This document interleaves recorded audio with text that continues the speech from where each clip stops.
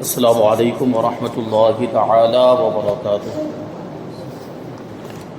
نحمده ونصلي ونسلم على رسوله الكريم اما بعد فاعوذ بالله من الشیطان الرجیم بسم اللہ الرحمن الرحیم ان اللہ وملائکته یصلون علی النبی یا ایها الذین آمنوا صلوا علیہ وسلموا تسلیما اللهم صل على سيدنا ومولانا محمد معدن الجود والكرم وآله الكرام وابنه الكريم وبارك وسلم صلاة وسلاما عليك يا رسول الله صلی اللہ تعالی علیہ وسلم۔ سورہ بقرہ آیت نمبر 161 کی تفسیر ہے۔ اللہ تبارک و تعالی ارشاد فرماتا ہے ان الذين كفروا وماتوا وهم كفار اولئك عليهم لعنة الله والملائكة والناس اجمعین۔ بے شک وہ لوگ جنہوں نے کفر کیا اور کافر ہی مرے ان پر اللہ اور فرشتوں اور انسانوں کی سب کی لعنت ہے۔ سب سے بدبخت اور سب سے برا آدمی کفر پر مرنے والا ہے۔ اگرچہ اس کی ساری زندگی اعلیٰ درجے کی عبادت اور ریاضت اور تبلیغ اور خدمت دین میں گزری ہو، لیکن خاتمہ کفر پر ہوا تو سب کچھ بیکار ہے۔ پوری زندگی اچھے کام کرتا رہا، پوری زندگی عبادت کرتا رہا، نمازیں پڑھتا رہا، روزے رکھتا رہا اور نیکیاں کرتا رہا، لیکن خاتمہ اس کا کفر پر ہوا، ایمان سلامت لے کر نہیں گیا تو اس سے برا پھر کوئی اور نہیں ہو سکتا۔ کفر پر مرنے والوں پر اللہ تبارک و تعالیٰ کی بھی لعنت ہے، فرشتوں کی بھی لعنت ہے اور تمام انسانوں کی بھی لعنت ہے۔ اور لعنت کا مطلب کیا ہوتا ہے وہ میں نے اس سے پہلے آپ کو بیان کیا۔ لعنت کا مطلب ہوتا ہے رحمت سے دور ہو جانا۔ اللہ تبارک و تعالیٰ کی لعنت مطلب اللہ تبارک و تعالیٰ ایسے لوگوں کو اپنی رحمت سے دور کر دیتا ہے۔ فرشتوں کی لعنت کا مطلب کہ فرشتے اس کے لیے اللہ کی رحمت سے دوری کی دعا کرتے ہیں، اور لوگوں کی لعنت کا بھی یہی مطلب ہوا۔ تو یہ شخص جو ہوتا ہے جو کفر پر مرنے والا، وہ اللہ تبارک و تعالیٰ کی رحمت کا حقدار ہوتا ہی نہیں ہے، وہ تو اللہ تبارک و تعالیٰ کے عذاب کا مستحق ہوتا ہے۔ کفر پر مرنے والا جہنم میں جاتا ہے اور وہ ہمیشہ جہنم میں سڑے گا، ہمیشہ جہنم میں رہے گا۔ اس آیت کریمہ سے معلوم ہوا کہ مرتے وقت ایمان کی دولت سے محروم رہ جانا یہ سب سے بڑی بدبختی اور سب سے بڑی محرومی ہے۔ مرتے وقت ایمان سے محروم رہ جانا ہے، اور اس وقت یعنی مرتے وقت ایمان کا سلامت رہ جانا یہ بہت بڑی سعادت ہے، سب سے بڑی سعادت ہے، سب سے بڑی نعمت ہے۔ لہٰذا ہر مسلمان کو چاہیے کہ وہ اگرچہ کتنا ہی نیک و پارسا متقی پرہیزگار ہو، عبادت گزار ہو، وہ کتنے بھی اچھے اعمال کیوں نہ کرتا ہو، اپنے برے خاتمے سے ہمیشہ خوف زدہ رہے۔ یعنی یہ نہ ہو کہ نمازیں پڑھتا ہے تو بہت اپنے آپ کو نیک سمجھنے لگ جائے اور بہت بڑا اپنے آپ کو سمجھنے لگ جائے اور یہ سوچے کہ میں تو جنتی ہو گیا۔ نہیں، برے خاتمے سے ڈرتے رہنا چاہیے، برے خاتمے سے ہمیشہ خوف زدہ رہنا چاہیے، اور اچھے خاتمے کی ہمیشہ دعا کرتے رہنا چاہیے کہ ہمارا خاتمہ ایمان پر ہو اور ہم جنتی ہو جائیں۔ یہ ہمیشہ جو ہے کہ خواہش کرتے رہنا چاہیے اور برے خاتمے سے ڈرتے رہنا چاہیے، کیونکہ ہمیشہ بہکانے والی چیزیں ہمارے ساتھ لگی ہوئی ہیں۔ شیطان بھی بہکانے میں لگا ہوا ہے، نفس بھی بہکانے میں لگا ہوا ہے، اور دنیا کی بھی بہت ساری چیزیں ہیں جو ہمیں گمراہ کرنے میں لگی ہوئی ہیں، اور بہت سے انسان بھی ایسے ہیں جو ہمارے ایمان کو چھین لینا چاہتے ہیں، جو ہمیں معاذ اللہ بد مذہب بنا دینا چاہتے ہیں یا گمراہ کرنا چاہتے ہیں، یا جو ہے کہ بد عقیدہ بنا دینا چاہتے ہیں۔ تو یہ سب چیزیں جب ہمارے ساتھ لگی ہوئی تو ایسی صورت میں ایمان بچانا بڑا مشکل ہے، اس لیے اس کی فکر ہونی چاہیے۔ ہمارے بزرگان دین کا بھی یہی طرز عمل رہا ہے کہ وہ سب سے زیادہ برے خاتمے کے بارے میں خوف زدہ رہتے تھے۔ چنانچہ جب حضرت سفیان ثوری، بہت بڑے محدث گزرے ہیں، حضرت سفیان ثوری رحمۃ اللہ تعالی علیہ، اللہ کے ولی بھی ہیں اور بہت بڑا مرتبہ، بہت بڑے عالم دین بھی ہیں۔ جب حضرت سفیان ثوری رحمۃ اللہ تعالی علیہ کا وقت وصال آیا، آخری وقت آیا، ابھی انتقال ہونے والا ہے، تو آپ نے رونا شروع کر دیا۔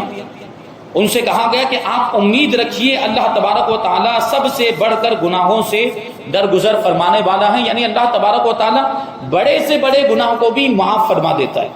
لوگوں نے یہ کہا، یعنی لوگوں نے یہ سوچا ہوگا کہ اپنے گناہوں کی وجہ سے رو رہے تو حضرت سفیان ثوری رحمۃ اللہ تعالی نے فرمایا کہ تم کیا سمجھتے ہو کہ میں گناہوں کی وجہ سے آنسو بہا رہا ہوں؟ اگر میں جانتا کہ اللہ تبارک و تعالیٰ کی وحدانیت پر قائم رہتے ہوئے مروں گا، یعنی ایمان پر رہوں گا، ایمان پر میرا انتقال ہوگا، تو پھر مجھ پر پہاڑوں کے برابر بھی اگر گناہ ڈال دیے جاتے تو مجھے کوئی پرواہ نہ ہوتی۔ یعنی ایمان پر جب آدمی کا انتقال ہو اور ایمان پر اگر مرے تو گناہ کتنے بھی زیادہ کیوں نہ ہو، گناہوں کی سزا ملے گی، لیکن ایمان کی وجہ سے آخرکار بندہ جنت میں جائے گا۔ یہ ہوتا ہے۔ تو یہ حضرت سفیان ثوری رحمۃ اللہ تعالی علیہ اسی فکر میں آنسو بہا رہے تھے اور اسی فکر میں رو رہے تھے کہ میرا ایمان سلامت رہے، پھر بھلے گناہ کتنے زیادہ ہو جائے، یعنی ایمان پر موت ہو جائے تو پھر مجھے کوئی ڈر نہیں ہے۔ حضرت امام احمد ابن حنبل کتنے بڑے امام ہیں، چار امام جو چار مسالک کے، چار فقہی مسلک کے جو چار امام ہیں، ان میں سے ایک امام ہیں حضرت امام احمد ابن حنبل، انہی کی طرف مسلک حنبلی منسوب ہے۔ اب ان کا دیکھیں طریقہ، آپ کے انتقال کے وقت جب آپ کے صاحبزادے نے طبیعت دریافت کی، آپ کی طبیعت پوچھی، تو فرمایا ابھی جواب کا ٹائم نہیں ہے، ابھی طبیعت کے تعلق سے جواب دینے کا وقت نہیں ہے، بس دعا کرو کہ اللہ تبارک و تعالیٰ میرا خاتمہ ایمان پر کر دے۔ کتنے بڑے امام ہیں، کتنا بڑا مرتبہ ہے۔ آج لاکھوں لوگ دنیا میں ان کو فالو کرنے والے ہیں، ان کے مسلک پر عمل کرنے والے ان کے مقلدین موجود ہیں، اور ان کا حال یہ ہوگا نا جنت کے دن، یہ خود تو میدان محشر میں قیامت کے دن یہ خود تو جنت میں جائیں گے، اپنے مقلدین کو بھی جنت میں لے کر جائیں گے جو ایمان پر انتقال کیے ہوں گے۔ لیکن جب ان کے وصال کا وقت آئے تو ان کی یہ کیفیت، اپنے بیٹے سے کیا فرماتے ہیں کہ ابھی خیریت کے بارے میں، طبیعت کے بارے میں بتانے کا وقت نہیں ہے، بس دعا کرو کہ اللہ تبارک و تعالیٰ میرا خاتمہ ایمان پر کر دے، کیونکہ ابلیس لعین اپنے سر پر خاک ڈالتے ہوئے مجھ سے کہہ رہا ہے، ابلیس اپنے سر پر مٹی ڈالتے ہوئے یہ کہہ رہا ہے کہ تیرا دنیا سے ایمان سلامت لے جانا میرے لیے باعث ملال ہے۔ کوئی شخص دنیا سے ایمان سلامت لے کر جائے تو اس سے بری بات اور اس سے زیادہ تکلیف دہ بات شیطان کے لیے اور کیا ہو سکتی ہے، کیونکہ شیطان تو سب کو گمراہ کر دینا چاہتا ہے، شیطان تو سب کو بہکانا چاہتا ہے، اور شیطان تو یہ چاہتا ہے کہ سب کا خاتمہ، سارے انسانوں کا خاتمہ کفر پر ہو۔ شیطان اپنی طرح سب کو کافر بنا دینا چاہتا ہے، وہ کافر ہیں، وہ سب سے بڑا کافر ہے، اور سارے انسانوں کو کافر بنا دینا چاہتے ہیں۔ اس نے اللہ تبارک و تعالیٰ کی بارگاہ میں بڑی جرأت کے ساتھ یہ جملہ کہا بھی تھا جب اللہ تبارک و تعالیٰ نے اس کو اپنی بارگاہ سے نکال دیا تھا حضرت آدم علیہ السلام کو سجدہ نہ کرنے کی وجہ سے، تو اس نے یہ کہا تھا کہ میں سارے انسانوں سے جہنم کو بھر دوں گا۔ شیطان اللہ کی بارگاہ سے یہ چیلنج کر کے نکلا تھا، لیکن اس نے بھی ایک بات کہی تھی، اس نے بھی اس بات کا اعتراف کیا تھا کہ سب کو گمراہ کر دوں گا، لیکن جو تیرے مخلص بندے ہوں گے ان کو گمراہ نہیں کر پاؤں گا، ان پر میرا داؤ نہیں چلے گا۔ تو یہ بات یاد رکھیں، اللہ کی توفیق اگر شامل حال ہو جائے نا تو پھر شیطان بھی ہمارا کچھ نہیں بگاڑ سکتا۔ تو اللہ کی توفیق مانگنی چاہیے، ہمیں مانگیں گے تو ملے گا، آپ چاہیں گے تو چیزیں ملے گی، نعمتیں ملیں گی۔ تو یہ شیطان، حضرت امام احمد ابن حنبل کہتے ہیں کہ ابلیس لعین میرے سامنے اپنے سر پر مٹی ڈال رہا ہے اور یہ کہہ رہا ہے کہ آپ کا دنیا سے ایمان سلامت لے جانا میرے لیے باعث ملال ہے، یعنی تکلیف کا سبب ہے، اور میں اس سے کہہ رہا ہوں، حضرت امام احمد ابن حنبل کہتے ہیں کہ میں شیطان سے کہہ رہا ہوں کہ ابھی نہیں، جب تک ایک بھی سانس باقی ہے میں خطرے میں ہوں، میں تجھ سے پرامن نہیں ہو سکتا، یعنی میں تجھ سے بے خوف نہیں ہو سکتا، کیونکہ شیطان آخری وقت تک اپنے داؤ چلتے رہتا ہے۔ شیطان آخری وقت تک انسان کو گمراہ کرنے کی کوشش کرتا ہی رہتا ہے، وہ آخری ٹائم تک بھی نا امید نہیں ہوتا، وہ اپنا کام کرتا رہتا ہے۔ تو ہمیں اپنا کام کرنا ہے، یعنی ہمیں آخری وقت تک اپنے ایمان کی فکر کرنی ہے۔ یہ حضرت امام احمد ابن حنبل رضی اللہ تعالیٰ عنہ کے اس واقعے سے ہمیں سبق ملتا ہے۔ اب دیکھیں غوث پاک رضی اللہ تعالیٰ عنہ کا واقعہ۔ حضور غوث پاک رضی اللہ تعالیٰ عنہ اولیاء کرام کے سردار ہیں، لیکن خوف خدا کا جو عالم تھا اس کا اندازہ آپ کی طرف منسوب ان اشعار سے لگایا جا سکتا ہے۔ آپ رضی اللہ تعالیٰ عنہ نے عید کے دن فرمایا، عید کے دن خوشیاں منائی جاتی ہیں، عید کے دن آدمی نیا لباس پہنتا ہے اور خوشبو لگاتا ہے اور اچھی اچھی نعمتوں کو استعمال کرتا ہے۔ عید کے دن لوگوں نے عید جو ہے وہ ہمارے لیے عام طور پر خوشی کا دن اور خوشی کا دن ہوتا بھی، لیکن اللہ والوں کا معاملہ الگ ہوتا ہے، ان کا انداز الگ ہوتا ہے اور ان کے سوچنے کا طریقہ الگ ہوتا ہے۔ عید کے دن لوگ خوشیاں منا رہے ہیں، لیکن غوث پاک رضی اللہ تعالیٰ عنہ کیا فرماتے ہیں عید کے دن؟ دیکھیے اشعار ہیں، خلق گویت کے فردائی روزے عید است، خوشی در روح ہر مومن پدید است، درا روزے کے با ایمان بمیرم، مرا در ملک خود آ روز عید است۔ یعنی لوگ کہہ رہے ہیں کہ کل عید ہے، کل عید ہے، کل خوشی کا دن ہے، سب خوش ہیں، لیکن میں تو جس دن اس دنیا سے اپنا ایمان سلامت لے کر گیا میرے لیے وہی عید کا دن ہوگا۔ یعنی سب سے بڑی خوشی تو یہ ہے نا انسان کے لیے کہ وہ ایمان سلامت لے کر جائے، تو عید کے دن یہ خوشی والا دن ہو سکتا ہے، لیکن غوث پاک رضی اللہ تعالیٰ عنہ کیا فرماتے ہیں کہ جس دن میرا انتقال ہوا اور ایمان کے ساتھ ہوا، ایمان کی سلامتی کے ساتھ ہوا، وہی دن میرے لیے عید کا دن ہوگا، یعنی خوشی کا دن ہوگا، کیونکہ اس سے بڑی خوشی اور کوئی ہو نہیں سکتی کہ آدمی کا خاتمہ ایمان پر ہو جائے۔ یہ غوث پاک رضی اللہ تعالیٰ عنہ کے اشعار ہیں۔ یہاں آیت کریمہ میں کافروں پر لعنت کی گئی ہے۔ یہ مسئلہ یاد رکھنا چاہیے کہ جس شخص کے کفر پر مرنے کا یقین نہ ہو اس پر لعنت نہ کی جائے، یعنی اس کا نام لے کر لعنت نہ کی جائے کہ فلاں ابن فلاں پر لعنت ہو۔ نیز فاسق کا نام لے کر بھی لعنت کرنا جائز نہیں۔ کوئی فاسق ہے، کوئی گنہگار ہے، مثال کے طور پر کوئی شرابی ہے، آپ اس کا نام لے کر اس پر لعنت نہیں کر سکتے، لفظ لعنت یہ جائز نہیں ہے۔ یعنی جیسے کہ کوئی شرابی تو آپ اس کا نام لے کر کہیں کہ فلاں ابن فلاں پر اللہ کی لعنت ہو، آپ یہ نہیں کہہ سکتے۔ بھائی مومن ہے، ایمان والا ہے، ایمان والے کے لیے رحمت کی دعا کرنی چاہیے، ایمان والے کے لیے لعنت کی دعا نہیں کرنی چاہیے۔ لعنت کا مطلب ہوتا ہے وہ اللہ کی رحمت سے دور ہو جائے، ایمان والوں کو ایسی دعا دینی چاہیے۔ یہ بری دعا ہوئی، اس کو بد دعا کہیں گے، اور بد دعا جائز نہیں ہے کسی ایمان والے کے لیے۔ کسی ایمان والے کو بد دعا دینا جائز نہیں، تو نام لے کر لعنت کرنا جائز نہیں، اگرچہ وہ کتنا بڑا گنہگار ہو، اگرچہ کتنا بڑا فاسق و فاجر ہو۔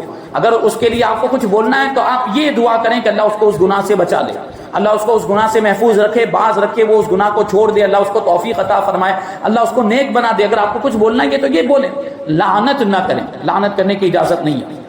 جیسے کہ یوں کہا جائے کہ فلاں شخص پر لعنت ہو نام لے کر، البتہ وصف کے ساتھ لعنت کر سکتے ہیں۔ وصف کا مطلب کیا ہوتا ہے کہ پوری جماعت، یعنی آپ یوں کہیں، کسی کا نام نہ لیں، یوں کہیں کہ شرابیوں پر اللہ کی لعنت، جواریوں پر اللہ کی لعنت، ظالموں پر اللہ کی لعنت، جھوٹوں پر اللہ کی لعنت، اس کی اجازت، کیونکہ یہاں پر کسی کا نام نہیں لیا گیا، یہ ایک پوری ایک جماعت کو، ایک پورے گروہ کو کہا جا رہا ہے، اس میں کوئی حرج نہیں۔ یہ احادیث میں بھی آیا ہے، احادیث میں بھی جھوٹوں پر، سود خوروں پر، چوروں پر اور شرابیوں پر لعنت کی گئی ہے، اور اس طرح کے دوسرے لوگوں پر لعنت کی گئی ہے۔ نیز وصف کے اعتبار سے لعنت قرآن میں بھی کی گئی ہے، قرآن پاک میں بھی ہے، جیسے جھوٹوں کے بارے میں فرمایا گیا لعنت اللہ علی الکاذبین، جھوٹوں پر اللہ کی لعنت ہو۔ تو دیکھیں نام نہیں لیا گیا ہے، لیکن وہ وصف کے ساتھ کوالٹی بیان کرتے ہوئے، جھوٹ ایک کوالٹی ہے، ایک وصف ہے، تو اس کو بیان کرتے ہوئے لعنت کی گئی ہے، تو یہ جائز ہے۔ اور آگے یہ فرمایا کہ لوگوں کی بھی لعنت ہے، کافروں پر، جو کافر مرتا ہے اس پر اللہ کی بھی لعنت، فرشتوں کی بھی لعنت اور لوگوں کی بھی لعنت۔ تو لوگوں کی لعنت سے کیا مراد ہے؟ مومن تو مومن، کافر بھی ایک دوسرے پر لعنت کریں گے۔ یعنی کیا مطلب ہوا کہ ایمان والے تو کافروں پر لعنت کریں گے میدان محشر میں، جو کافر مرے ہوں گے تو ایمان والے ان پر لعنت بھیجیں گے، کافر بھی ایک دوسرے پر لعنت بھیج رہے ہوں گے۔ کافروں کا بھی حال یہ ہوگا، اور اکثر و بیشتر تو ان کے معاملات ایسے ہوں گے نا کہ دنیا میں ایک نے دوسرے کو گمراہ کیا ہوگا، ایک نے دوسرے کو بہکایا ہوگا، تو بہکانے والا بھی کافر ہو، جو بہک گیا وہ بھی کافر، یعنی جس نے کفر اختیار کر لیا وہ، تو یہ دونوں ایک دوسرے پر لعنت کریں گے۔ وہ جو بہک گیا ہوگا بہکانے میں، بہکاوے میں آ کر، تو وہ اس پر لعنت کر رہا ہوگا کہ تو نے بہکایا اس لیے تو میں بہکا، تو نے گمراہ کیا اس لیے تو میں گمراہ ہوا، تو نے مجھے کفر میں مبتلا کیا، تو نے مجھے کفر کی دعوت دی تبھی تو میں کافر بنا، تجھ پر اللہ کی لعنت ہو، وہ اس طرح بولے گا۔ اور جو بہکانے والا ہوگا، جو سردار ہوگا اور جو گمراہ کرنے والا ہوگا، وہ اپنے ماتحتوں پر لعنت کرے گا کہ تم نے میری پیروی کیوں کی، تم نے میری اتباع کیوں کی، میں نے تم کو بہکایا تو تم نے میری بات کیوں مانی، تم پر اللہ کی لعنت۔ اس طرح جو ہے ایک دوسرے پر، کافر بھی ایک دوسرے پر لعنت کر رہے ہوں گے، بروز قیامت کافر بھی ایک دوسرے پر لعنت بھیجیں گے، یہ حال ہوگا ان لوگوں کا۔ آنے والی آیت کریمہ آیت نمبر 162 میں اللہ تبارک و تعالی ارشاد فرماتا ہے خالدین فیہا لا یخفف عنہم العذاب ولا هم ینظرون۔ انہی کافروں کی بات چل رہی ہے جو کفر پر مر جائے، کہ جس کا خاتمہ کفر پر ہو، ان کے بارے میں اللہ فرماتا ہے وہ ہمیشہ اس میں رہیں گے، یعنی ہمیشہ اللہ کی لعنت میں رہیں گے، ہمیشہ جہنم میں سڑتے رہیں گے، جہنم کے عذاب میں مبتلا رہیں گے، اور ان پر سے عذاب ہلکا نہیں کیا جائے گا، جہنم کا عذاب ان سے ہلکا نہیں کیا جائے گا، اور نہ ہی انہیں مہلت دی جائے گی۔ ٹائم بھی نہیں دیا جائے گا، انہیں سیدھا اٹھا کر جہنم میں ڈال دیا جائے گا۔ فرشتوں کو حکم ہوگا، فرشتے اللہ تبارک و تعالیٰ کے حکم کی کبھی بھی خلاف ورزی نہیں کرتے، حکم پاتے ہی فوراً کافروں کو اٹھا کر جہنم میں ڈال دیں گے اور وہ جہنم کے عذاب میں مبتلا ہو جائیں گے، اور ان کو کبھی بھی جہنم سے نہیں نکالا جائے گا، ہمیشہ جہنم کے عذاب میں سڑتے ہی رہیں گے، وہ عذاب ہلکا بھی نہیں ہوگا، وہ عذاب جو ہے وہ ہلکا بھی نہیں ہوگا۔ کفار کو کبھی عذاب سے چھٹکارا نہیں ملے گا، اور نہ ہی انہیں نیک اعمال یا توبہ کی مہلت دی جائے گی۔ یعنی نیک اعمال کی جو جگہ ہے نا وہ دنیا ہے، دنیا دارالعمل ہے، یہاں سے آدمی چلا گیا مر گیا، اب عمل کی گنجائش نہیں ہے، اب عمل کا موقع نہیں۔ یہ کافر اللہ کی بارگاہ میں کہیں گے کہ اے پروردگار تو ہمیں واپس دنیا میں بھیج دے تاکہ ہم نیک عمل کریں، ہم ایمان والوں میں شامل ہو جائیں، لیکن ان کو یہ موقع نہیں دیا جائے گا، ان کو واپس دنیا میں بھیجنے کا ان کو موقع نہیں ملے گا، کیونکہ اس کی گنجائش ہی نہیں ہے۔ یہ دنیا کا ایک اصول ہے، دنیا کا ایک قانون ہے، جو مر گیا وہ واپس نہیں آ سکتا ہے۔ تو یہ لوگ کفار جو ہیں ان کو نیک اعمال کرنے کا بھی موقع نہیں ملے گا، اور انہیں مہلت بھی نہیں دی جائے گی، توبہ کرنے کی بھی مہلت نہیں، کیونکہ اب توبہ کا بھی موقع نہیں۔ توبہ بھی کب ہو سکتی؟ سکرات کے عالم سے پہلے تک توبہ ہو سکتی ہے، اس کے بعد توبہ نہیں ہو سکتی۔ اس کے بعد اگر کوئی توبہ کرے بھی سکرات کے عالم میں بھی، یہاں تک اگر کوئی توبہ کرتا ہے تو اس کی توبہ قابل قبول نہیں ہے، تو توبہ کی بھی مہلت نہیں دی جائے گی۔ کافر کا عمل اسے کچھ نہیں نفع نہیں دے گا۔ دنیا میں اگر کافر نے کوئی اچھا کام کیا بھی ہوگا نا، کچھ کافر بھی ایسے ہوتے ہیں جو ظاہری طور پر نیک کام کرتے ہیں، تو ان نیک کاموں کا انہیں کوئی فائدہ نہیں، جیسے کہ غریبوں کی مدد کرنا، کھانا کھلانا، یہ کام کرتے ہیں، وہ کافر بھی کرتے ہیں، لیکن ان کے کسی بھی اس طرح کے عمل کا انہیں کوئی فائدہ نہیں ہوگا۔ البتہ علماء نے فرمایا ہے اور احادیث سے یہ سمجھ میں آتا ہے کہ جس عمل کا تعلق، غور کریں گے، جس عمل کا تعلق نبی کریم صلی اللہ علیہ وسلم کی ذات گرامی سے ہو، اس سے کافر کو بھی فائدہ حاصل ہوتا ہے۔ یعنی نبی پاک صلی اللہ علیہ وسلم کے ساتھ اگر کسی نے حسن سلوک کیا ہوگا، اگرچہ وہ کافر مرا، نبی پاک صلی اللہ علیہ وسلم کے ساتھ اس نے اچھا برتاؤ کیا ہوگا، نبی پاک صلی اللہ علیہ وسلم کے ساتھ اس نے کوئی نیکی کی ہوگی، تو اس کا اس کو فائدہ ملے گا۔ لیکن اس کا یہ مطلب نہیں کہ جہنم سے آزادی مل جائے گی، کفر پر مرا ہے تو جہنم پہ تو رہے گا، مطلب یہ ہے کہ عذاب میں تخفیف ہو جائے گی حضور پاک صلی اللہ علیہ وسلم کے ساتھ نیک عمل کرنے کی وجہ سے۔ جیسے مثال بیان کرتے ہیں، بخاری و مسلم کے اندر ہے کہ ابو طالب کے عذاب میں حضور اقدس صلی اللہ علیہ وسلم کی برکت سے کمی ہوئی، کیونکہ ابو طالب نے حضور پاک صلی اللہ علیہ وسلم کا بڑا خیال رکھا، حضور پاک صلی اللہ علیہ وسلم کی پرورش کی، تو اس کے نتیجے میں اللہ تبارک و تعالی نے ان کے عذاب میں تخفیف کر دی۔ اور یوں ہی نبی کریم صلی اللہ علیہ وسلم کی ولادت کی خوشی میں ابو لہب نے اپنی لونڈی سویبہ کو آزاد کیا تھا، بڑا مشہور واقعہ ہے۔ حضور پاک صلی اللہ علیہ وسلم جب پیدا ہوئے تو ابو لہب کی باندی، جن کا نام حضرت سویبہ رضی اللہ تعالیٰ جو بعد میں مسلمان ہو گئی تھی، انہوں نے جا کر ابو لہب کو بھتیجے کی ولادت کی خبر دی، کیونکہ ابو لہب چچا تھا، تو سویبہ نے جا کر حضور پاک صلی اللہ علیہ وسلم کی پیدائش کی خبر ابو لہب کو دی، تو ابو لہب نے خوشی میں کہ بھتیجا پیدا ہوا ہے تو خوشی کا اظہار کرتے ہوئے سویبہ کو آزاد کر دیا نبی پاک صلی اللہ علیہ وسلم کی ولادت پر۔ دیکھیں یہاں پر ایک نقطہ ہے، ایک پوائنٹ ہے، ایک نقطہ ہے، پوائنٹ، اس پہ غور کرنے کی ضرورت ہے کہ ابو لہب، ابھی تو حضور پاک صلی اللہ علیہ وسلم پیدا ہوئے، ابھی اعلان نبوت فرمایا؟ اعلان نبوت تو فرمایا بھی نہیں ہے، ابھی حضور پاک صلی اللہ علیہ وسلم دنیا میں تشریف لائے۔ ابو لہب کو پتا تھا کہ یہ نبی ہیں، ابو لہب کو پتا تھا کہ 40 سال کی عمر میں اعلان نبوت فرمائیں گے، تو ابو لہب نے کیا سوچ کر باندی کو آزاد کیا؟ ابو لہب نے بھتیجا سمجھ کر ہی تو باندی کو آزاد کیا، بھتیجے کی ولادت پر خوشی منائی، محمد ابن عبداللہ سمجھ کر اس نے سویبہ باندی کو آزاد کیا۔ تو غور کرنے کی جیسی ضرورت ہے، غور کرنے کی یہاں پر ضرورت ہے کہ ابو لہب نے بھتیجا سمجھتے ہوئے، محمد ابن عبداللہ سمجھتے ہوئے حضور کی ولادت پر خوشی منائی، تو ہم تو محمد الرسول اللہ سمجھتے ہوئے حضور کی ولادت مناتے ہیں۔ ہم محمد ابن عبداللہ، یعنی محمد ابن عبداللہ ہیں حضور پاک صلی اللہ علیہ وسلم، ہم حضور کو کوئی عام انسان سمجھ کے حضور کی ولادت نہیں مناتے، ہم نبی آخر الزمان سمجھتے ہوئے حضور پاک صلی اللہ علیہ وسلم کا میلاد مناتے ہیں۔ تو میلاد منانے کی خوشی میں، بھتیجا سمجھتے ہوئے میلاد منانے کی خوشی میں جب ابو لہب نے اپنی باندی کو آزاد کیا تو اس کے عذاب میں تخفیف ہو گئی۔